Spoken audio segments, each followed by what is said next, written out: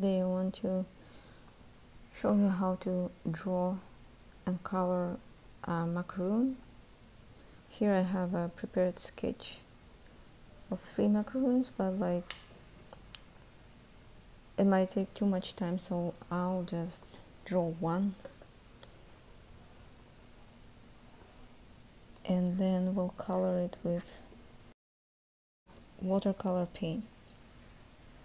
So I'm drawing a surface here first where the macaroon is going to sit, and then the basic shape of the macaroon.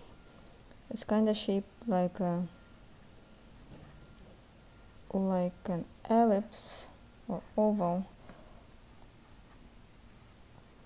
The basic shape is like that, and then in the middle there should be cream part and the edges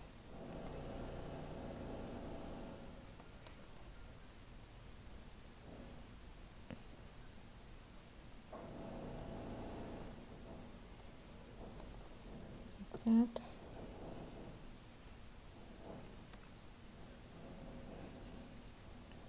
I love macaroons from Aldi. They have good taste and good ingredients on the list.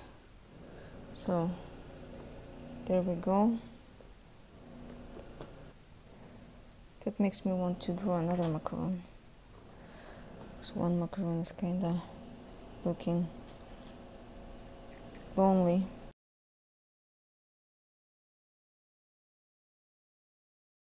This side should be darker and needs to go into lighter part. So I use more paint in this right part and less paint and more water on the left, and try to get extra water.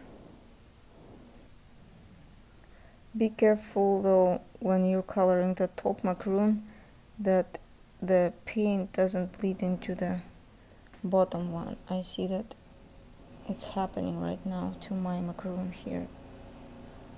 So I just squeeze extra water out and wipe it.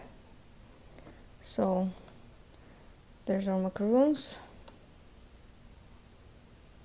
And then we can color the bottom, the surface, with another color. Could be, let's say, blue. And then I'd really like to put some shadow under the macaroon to get into the paint with your hand, because it might smudge and make it messy. I already like it. So this kind of little watercolor sketches could be used for anything like postcards or bookmarks, any small type of art things. Like if you want to give to somebody a postcard or bookmarks to a kid or a friend. I'll be trying the cream. So cream is usually darker than the macaroon, so I'm making it, I took another green and used less water to make it more intense, like that.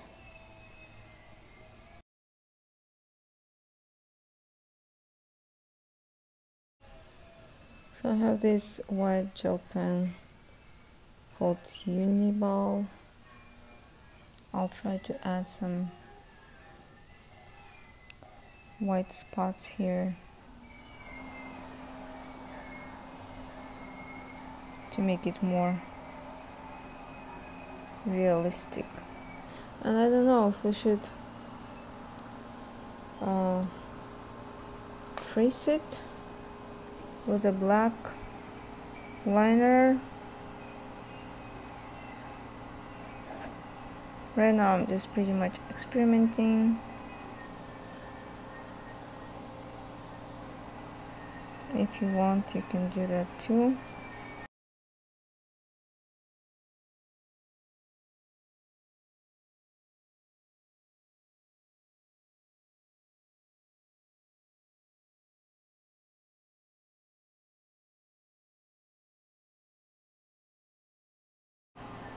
I'm just making curvy lines to show the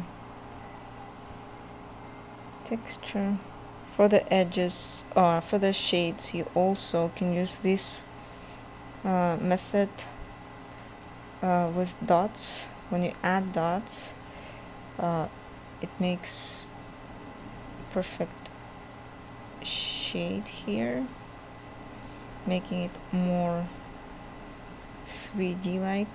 Where it's more dark, you make dots more thick and closer to each other.